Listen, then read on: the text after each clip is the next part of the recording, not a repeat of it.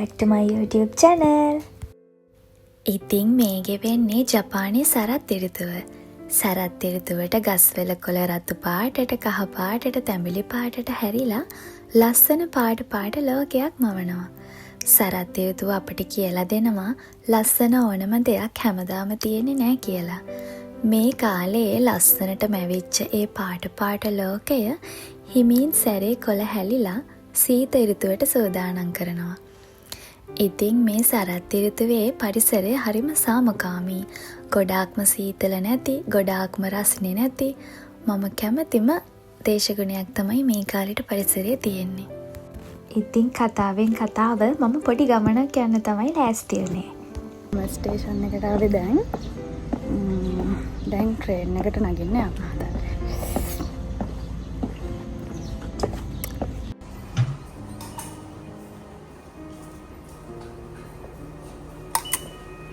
ඉතින් අද වගේ ලස්සන දේශගුණයක් තියෙන ලස්සන දවසක මම ලස්සන ගමනක් යන්න තමයි මේ හදන්නේ.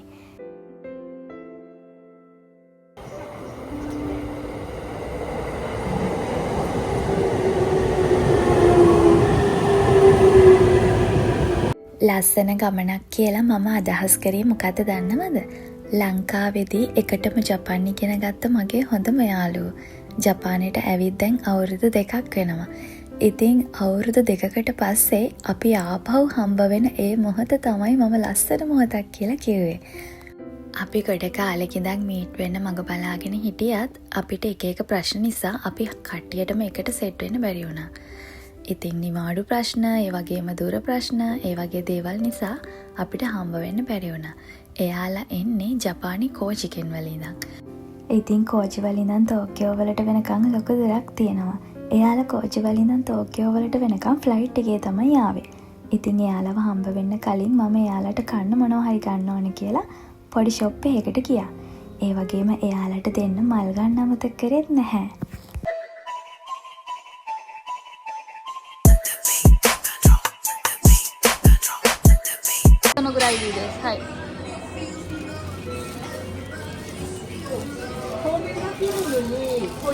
はい、お願いします。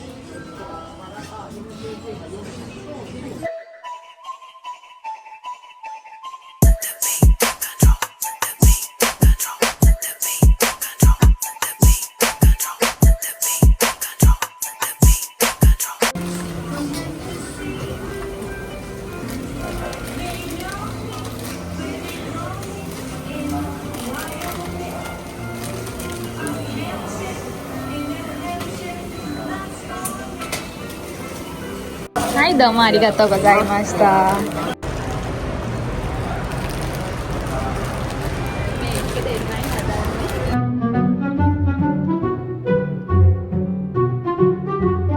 මම ඉතින් ඉවසිල්ලක් නැතුවනේ හිටියේ එයාලා එනකන්. මම ඉතින් ඔය සැරිසරේ ගිහින් බලනවා එයාලා එනවද කියලා.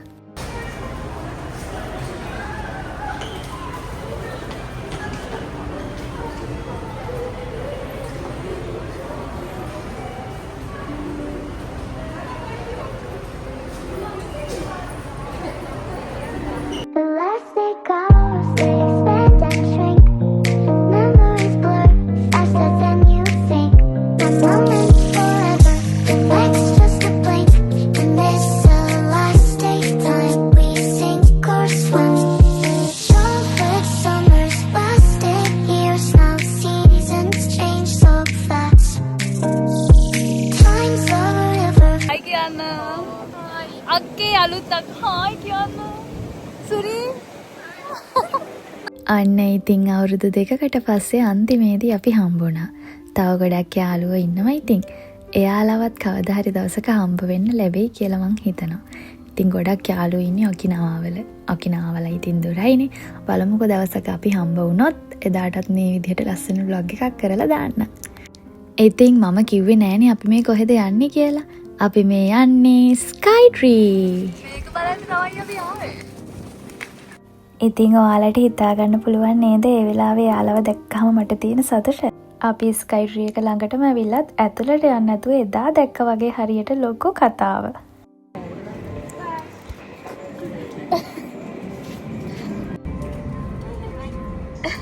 චාමින්ට. ඉතින් මේ ඉන්නේ චාමින්. එයාට පොඩි ළමෙක් දැක්කහම ඉන්න තැනත් අමතකයි. ගෙදර ගෙනියන්න පුළුවන් නම් ගෙදරත් අරගෙන යයි. ඉතින් මේ තියෙන්නේ ජපානයේ ස්කයි ට්‍රී ටවර් එක. ජපානයේ ඉන්න ඕනම කෙනෙක් මේක ගැන නම් නොදැන ඉන්න විදිහක් නැහැ. මේක තමයි ජපානයේ තියෙන උසම ටවර් එක. මීටර් 634ක් උසයි. ඉතින් මීටර් 450ක් වෙනකන් අපිට යන්න පුළුවන්. එතනින් එහාට නම් යන්න බෑ. ඉතින් මේ ටවර් එකේ ඔබ්සර්වේෂන් ඩෙක් දෙකක් තියෙනවා. මීටර් 350කින් සහ මීටර් 450කින්. කැමති අයට මීටර් 350ක් යන්න පුළුවන්. කැමති අයට මීටර් 450ක් වෙනකන් යන්න පුළුවන්.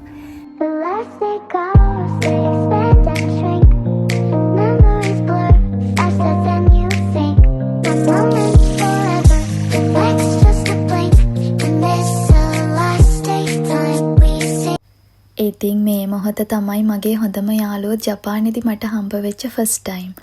මට ඉන්න තැන ගානකුත් නෑ, කවුද බලාගෙන ඉන්නේ කියලා ගානකුත් නෑ. මගේ හිතේ තිබ්බේ එයාලත් එක්ක උඩ පැන විනෝද වෙන්න ඕන කියන හැඟීම විතරමයි. ඉතින් මේ ස්කයි ට්‍රී එක පහළ තමයි කැරකි සෙල්ලම් කරන්නේ. අපිට ඕනම කෙනෙක් ඉස්සරහා අපේ ළමා මානසිකත්වය එළියට එන්නේ නැහැ.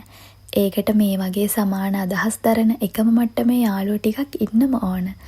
ඒ හැඟීම විඳලා තියෙන කෙනෙක් නම් දන්නවා ඒ අත්දැකීම කොහොමද කියලා.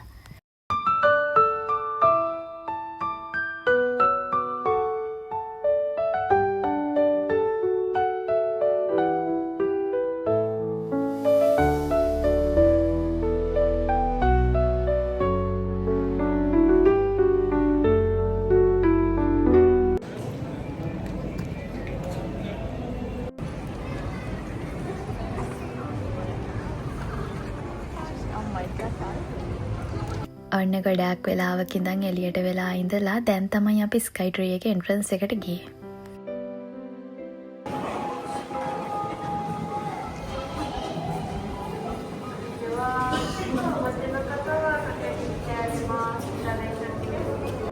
ස්කයි ට්‍රී එකට යන්න ටිකට් අපිට ඕනනම් කලින් ඉන්ටර්නෙට් එකෙන් ගන්නත් තිබ්බා. හැබැයි අපි නම් එතෙන්ට ගිහින් කවුන්ටරෙන් තමයි ටිකට් ගත්තේ. මම අර කලින් කිව්වා වගේ මේකේ ඔබ්සර්වේෂන් දෙකක් තියෙනවා. ඒ නිසා අපි යන දුරට අනුව ටිකට් ප්‍රයිස් වෙනස් වෙනවා. මීටර් 350ක් නම් මට මතක විදිහට ටිකට් එක යෙන් 2000 ගාණක්ද කොහෙද මට හරියටම මතක නැහැ ඒක. මීටර් 450ක් නම් යෙන් 3500ක් ගියා. අපි කට්ටිය ඉතින් ආපු එකේ උඩටම යමු කියලා උඩටම යන ටිකට් ගත්තා. දැන් අපි ලිෆ්ට් එකට නැගලා ඉන්නේ. ලිෆ්ට් එක ඇතුලේ ස්ක්‍රීන් එකක් දාලා අපිට පෙන්නනවා අපි යන දුර කොහොමද කියලා.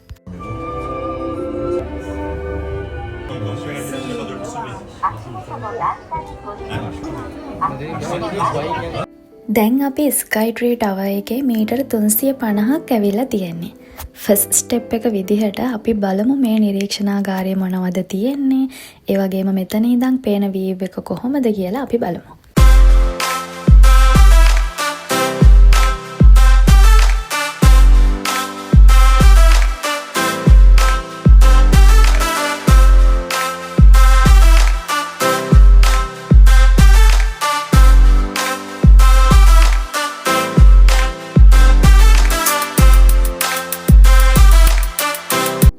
මීටර් 350ක ඉඳන් බැලුවහම පේන වීව් එක තමයි ඒ. හොඳ වෙදර් එකක් තියෙන දවසක ස්කයි ට්‍රී ආවොත් අපිට ලස්සන වීව් එකක් බලා ගන්න පුළුවන්. ෆුජි සන් උනත් බලන්න පුළුවන් හොඳ වෙදර් එකක් තියෙනකොට. මාරම ලස්සනට වටේම බලා ගන්න පුළුවන්.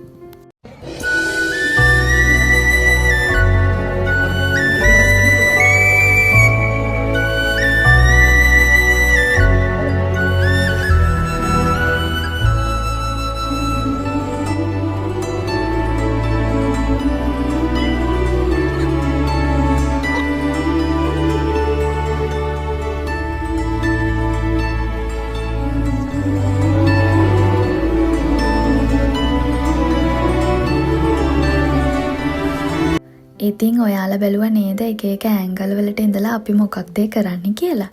මෙතන එක එක විදිහට හදපු ලස්සන ෆොටෝ ලොකේෂන් තිබ්බා. ඉතින් ඊළඟට අපි කට්ටියත් එක්ක කළේ එක එක විදිහට ලස්සන ලොකේෂන් වල ඉඳන් ෆොටෝස් ගත්ත එකයි. මම ඔයාලට පෙන්නුවේ ස්කයි ට්‍රී එකේ මීටර් 350ක් උඩ තියෙන දේවල්. ඒ වගේම අපි කරපු දේවල්, එතන ඉඳන් පේන view එක, ඒ දේවල් තමයි මේ වෙනකන් ඔයාලට පෙන්නුවේ. දැන් අපි යන්න හදන්නේ ස්කයි ට්‍රී එකේ ලස්සනම තැනට. ඒ කියන්නේ ස්කයි ට්‍රී එකේ යන්න පුළුවන් උපරිම දුර. මීටර් 450ක් උඩට තමයි දැන් අපි මේ යන්න හදන්නේ. ඉතින් 350 ඉඳන් 450ට වෙනකන් යනකොට ආයෙමත් අපේ ටිකට් එකේ QR කෝඩ් එක ස්කෑන් කරලා තමයි උඩට වෙනකන් යන්න පුළුවන්. ඉතින් ඔයාලා දන්නවද මෙතන මට හරි ලස්සන වැඩක් වුණා. මම ස්කයි ට්‍රී එකේ ටිකට් එක වෙනුවට ට්‍රේන් ටිකට් එකක් තමයි එළියට ගත්තේ. ඒකට තමයි අපි කට්ටියත් එක්ක hina වෙන්නේ. අන්න අපේ ලිෆ්ට් එක ආයෙමත් ආවා. එහෙනම් අපි උඩට ගිහින් බලමු උඩ මොනවද තියෙන්නේ කියලා. කලින් වගේම මෙතනත් ලිෆ්ට් එකේ ස්ක්‍රීන් එකක් දාලා අපිට පෙන්නනවා අපි යන දුර කොහොමද කියලා.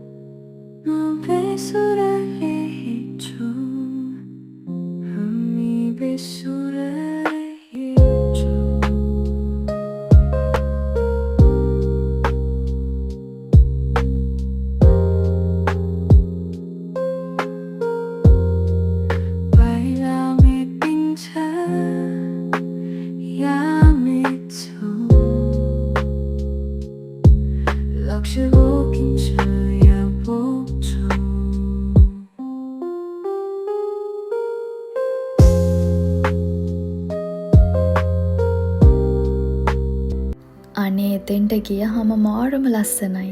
එතන තියෙන වටපිටාව, ඒ වගේම ග්ලාස් වලින් පේන view එක, ඒ වගේම එතන තියෙන sound එක, ඒ හැම එකක්ම එකට එකක් එකතු වුණාම එතන වෙනමම ලෝකයකට ගියා වගේ. ඒ හැම දෙයකටම වඩා අපි ඉන්නේ මීටර් 450ක් උඩින් ජපානයේ තියෙන උසම කුළුණ ඇතුලේ. ඒක හිතුවහම ඒක මාරම අත්දැකීමක්. මම ඔයාලට කියන්නේ ස්කයි ට්‍රී යනවා නම් අනිවාර්යෙන් උඩටම යන්න. ඒක ලොකු අත්දැකීමක්.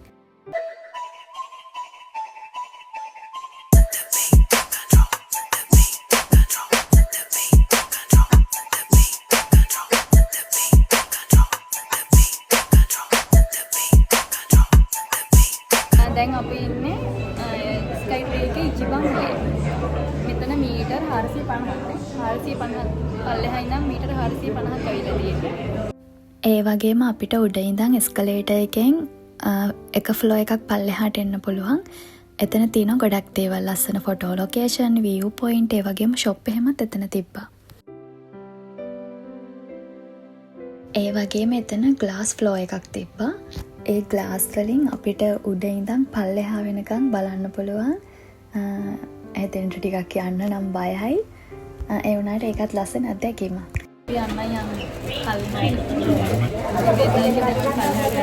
ඉතින් ස්කයි ට්‍රී ආපු ගමන ගොඩාක් සාර්ථකයි. ඒ වගේම ලස්සන අත්දැකීම් ගොඩාක් ගත්තා.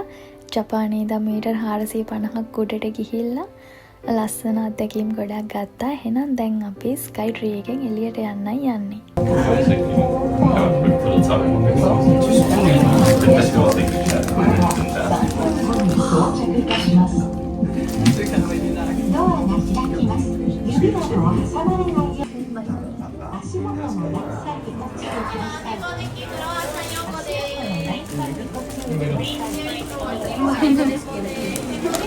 ඉතින් ඊළඟට අපේ කට්ටිය ආවේ ඔමියගේ ගන්න. ඔමියගේ කියන්නේ සිහිවටන. එයාලා ගොඩක් දුර ඉඳන් ආවේ. ඉතින් ටෝකියෝ ඇවිල්ලා ජපානයේ උසම ටවර් එකට ගියා කියලා මතක හිටින්න සිහිවටනයක් ගන්න තමයි ආවේ. ඒ වගේම මමත් ට්‍රැවල් කරන ඕනෑම තැනකින් මේ වගේ සිහිවටනයක් ගන්න අමතක කරන්නේ නැහැ.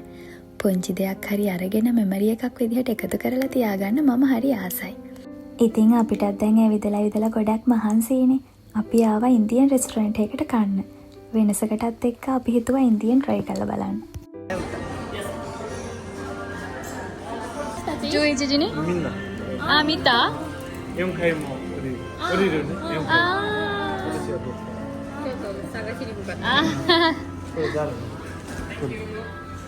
私から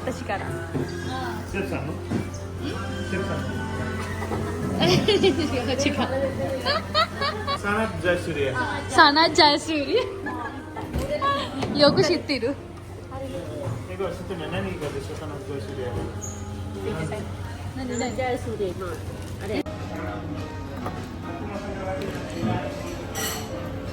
තොරණකේ ඉතින් ඒ ෂොප් එකේ අය අපි ශ්‍රී ලංකා කියලා කිව්වහම අපෙත් එක ගොඩක් දේවල් කතා කරා. අපේ ක්‍රිකටර්ස්ලා හැම ඒගොල්ලෝ හොඳට දන්නවා. ඉතින් අපි ගත්තා පොඩ් බිරියානි. මෙහෙත් තියෙනවන්න පොඩ් බිරියානි. පොඩ් බිරියානි 3යි. ඒ වගේම ගාලික් නාන්, ඒත් එක්කම බටර් චිකන්, ඩාල් කරි, ඒ වගේම බොන්න ගත්තා මැංගෝ ලැස්සි. කෑම නම් මාරම රසයි.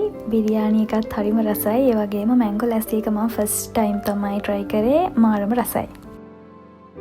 අයාලට මගේ මූණෙන් හිතාගන්න පුළුවන් ඒකේ රස කොහොමද කියලා. හරිම රසයි. ඉතින් අද දවස මට ගොඩාක් විශේෂයි. අවුරුදු 2කට පස්සේ ජපානයේදී ෆස්ට් ටයිම් මම මගේ හොඳම යාළුවා හම්බ වෙච්ච දවස අදනේ. ඉතින් අද දවසේ මෙමරි එකක් විදිහට මට හැමදාම මතක තියෙයි.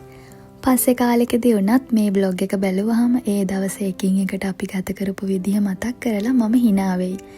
ඉතින් මම ගොඩාක් ආසයි යාළුවොත් එක්ක මේ ගත කරන කාලය මෙමරියක් විදිහට එකතු කරලා තියාගන්න. ඉතින් දැන් අපි සමුගන්න වෙලාව හරි. ආයේ අපි කවද හම්බ වෙයිද කියන්න බෑ. අවුරුද්දක් එහෙම නැත්නම් අවුරුදු 2ක් ඊටත් වඩා වෙන්න පුළුවන්. ඉතින් අපි ආයේ දවසක හම්බ වෙමු. ඔයාලා ඈත ඉඳන් අතවනනකොට මට ගොඩාක් දුක හිතුණා. දාලා යන්න ලෝභ හිතුණා. ඒත් ඉතින් මොනව කරන්නද?